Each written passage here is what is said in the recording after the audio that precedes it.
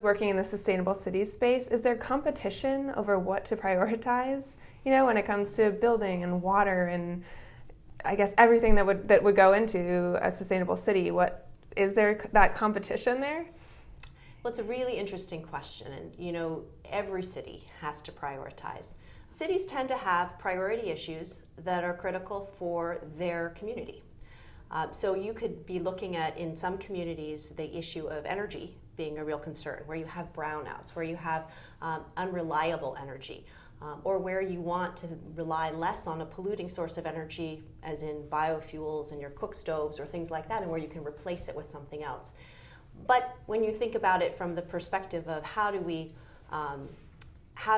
put together a comprehensive plan, because ultimately this isn't about what project can you implement in the next year. This is about how do we transform our urban communities to be sustainable. And when you frame it like that, energy and buildings cut across everything you want to provide. You want to provide good services, you want to provide clean water, you want people to have fresh air, you want them to have high quality environments to work and live in. And the problem we have with city planning right now is that it's often done in silos. Just the same way we often budget in silos. So you look at it and you say, we're looking for a transformative outcome, and yet we're going to allocate X amount of dollars to replace our roof in 5 years. We're going to allocate X amount of dollars to improve the water quality in this one neighborhood. That doesn't get you to an integrative plan. And so what we're looking at World Resources Institute is, can you build different integrative planning solutions? Whether it's through our global protocol for communities, the GPC that helps cities build inventories and then take action based on the findings of those studies and those results. And in doing that, you can think comprehensively. How do we sequence this? How do we invest in those solutions that get us the sustainable development outcome as well as the building efficiency outcome that we're looking for? And this also heavily involves partnerships, and climate change touches so many sectors. What is your call to the global development community as far as how to establish better, stronger partnerships in this space? So one of the partnerships that we're working on now under the Sustainable Energy for All Building Efficiency Accelerator, and I love the name because it's about accelerating change. But that accelerator process is about bringing together the private sector and city leaders to co-create an agenda that helps them accelerate change.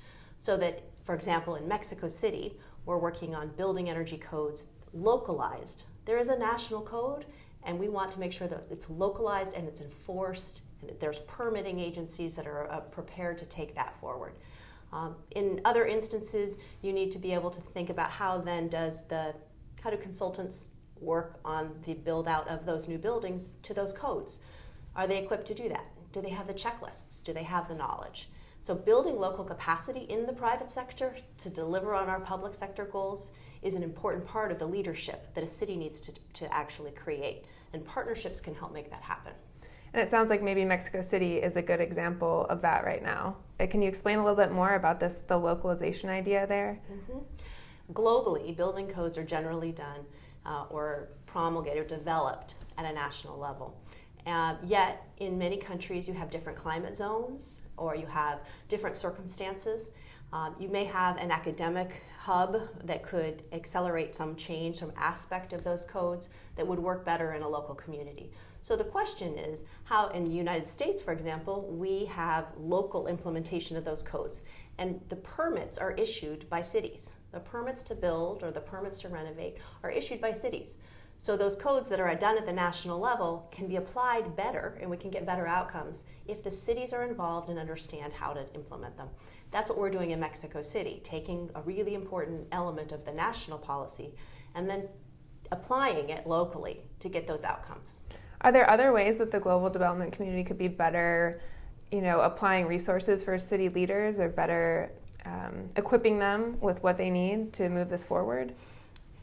Working in cities, one quickly realizes that it's all about how can you get the funding, how can you get the money to do what you want to do, and particularly on climate change, many of the institutions, many of the international development agencies and vehicles have been more focused on supporting national governments.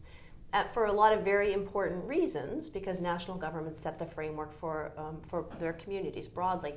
But at the city scale, there needs to be an emphasis on how do we help them get those investments right. And cities often don't have credit worthiness in and of themselves. They often depend, in many countries, on the ability of the national governments to send funding to them. And so if you have a different political system where you have potentially competing parties, that city may not get the funding that they need in order to do the implementation.